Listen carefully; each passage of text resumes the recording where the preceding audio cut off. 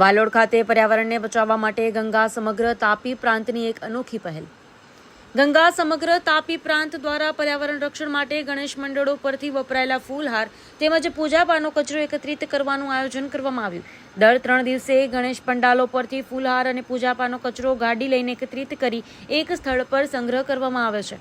આ ફૂલહાર પૂજાપાનો કચરામાંથી જૈવિક ખાતર વગેરે બનાવવામાં ઉપયોગ લેનાર છે। વાલોડ નગરમાં આ ભગીરથ કાર્ય વિશાલ પાટી અને નૂતનભાઈ દ્વારા કરવામાં આવી રહ્યું છે। વાલોડ નગરમાં સાતત્યપૂર્ણ, સુચારુ અને સફળ સંકલન કરી શ્રી ગણેશ ઉત્સવ 2025 દરમિયાન વાલોડ નગરના 15થી વધુ જેટલા ગણેશ મંડળો પરથી વપરાયેલ ફૂલહાર તેમજ પૂજાપાનો કચરો એકત્રિત કરવાનું આયોજન ગંગા સમગ્ર તાપી પ્રાંતના સંયુક્ત ઉપક્રમે કરવામાં આવેલ છે। કચરો રિસાયકલ પ્રોસેસ કરવા માટે ઓમ એગ્રી સોલ્યુશન રૂપવાડા તાલુકો વ્યારાને દરેક સ્થળો પરથી એમના પોતાના વાહનમાં નિઃશુલ્ક સોંપવામાં આવેલ છે। આ કાર્યના સદુપયોગ કરીને નદી, તળાવ કે જળાશયોના પાણીને પ્રદૂષણને મોટા પાયે રોકીને જળ પ્રદૂષણને કેટલાક અંશે નિયંત્રણ કરી અટકાવી શકાય એમ છે, જે સમયની પણ માંગ છે।